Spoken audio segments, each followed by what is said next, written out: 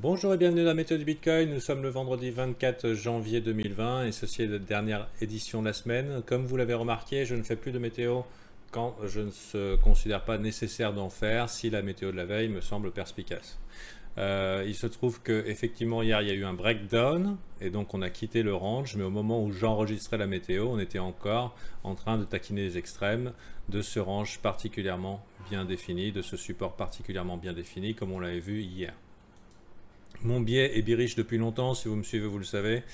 Petit rappel maintenant sur la gestion du risque et la nécessité, même si les jours pourraient nous être favorables, de garder de la poudre. Ça veut dire qu'un pourcentage minimal en cash entre 30 et 50%, surtout quand tout le monde est euphorique et content et se tape dans la main en disant « Ouais, on va gagner plein de sous », ça vous permet de garder 30% ou 50% qui n'est pas exposé à une perte. Et les pertes sont beaucoup plus douloureuses dans ce sens-là que dans ce sens-là.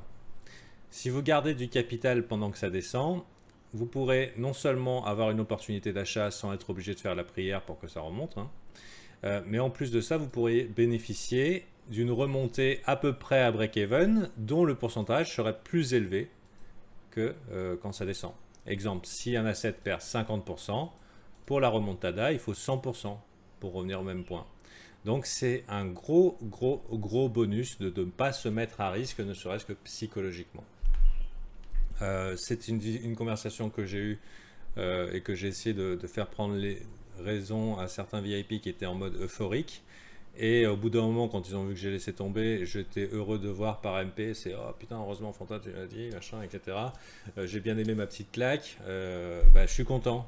Je suis content parce que si vous ne l'aviez pas fait, vous l'auriez appris à la dure. Voilà. Bon, voilà. Ceci étant dit, maintenant, qu'est-ce qu'on en a sur le Bitcoin? Alors, ne nous pressons pas pour acheter le dip. D'accord? On ne se presse pas pour acheter le dip. Il y a beaucoup de gens qui ont été frustrés ici. En fait, la moitié des gens qui sont encore sur le marché ici sont en train désespérément d'attendre la chute pour acheter parce qu'ils ont raté ce move et ils étaient verts. Ils vivent ce qu'on appelle, non pas la FOMO, mais la ROMO. Le regret of missing out, le regret d'avoir manqué l'opportunité. Et c'est exactement ce qu'ont besoin les market makers s'ils veulent accompagner ce mouvement plus bas sur des versions long terme.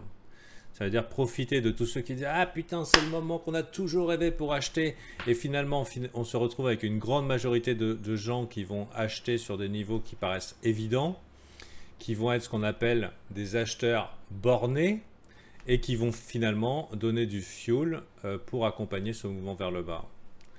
Donc maintenant, on a une structure bearish sur le BTC, elle est officielle, elle est sous nos yeux, vous le voyez, ce M bien dégueulasse. Pour ceux qui cherchent un petit peu d'espoir, il y en a. Il y a des M plus jolis que ça. Et on pourrait identifier ici en daily ce qu'on appelle un falling wedge. C'est-à-dire une structure bullish, sous condition qu'elle confirme du côté droit. Du côté droit de cette trendline.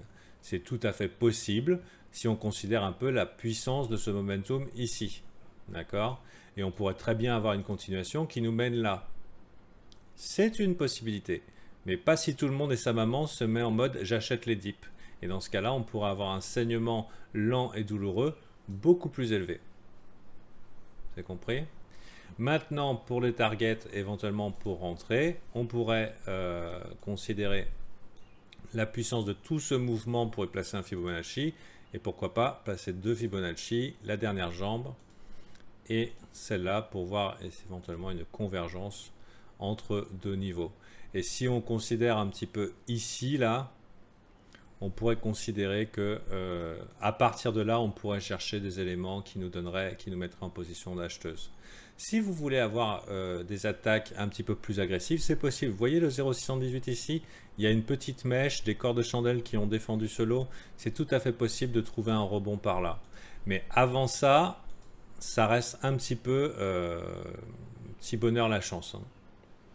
Actuellement, le petit bonheur la chance, vous voyez le MACD ne s'est pas du tout déployé du côté droit, il y a largement 4 jours de réflexion. Le RSI ne fait aucun signal de force et rien n'indique qu'un retour vers le haut ici nous fasse un retour à la hausse en fait. Bien sûr, c'est le Bitcoin, il peut faire une grande ligne verticale dès le lendemain, c'est dans ses habitudes. C'est aussi pour ça que les gens s'empressent d'acheter tous les dips.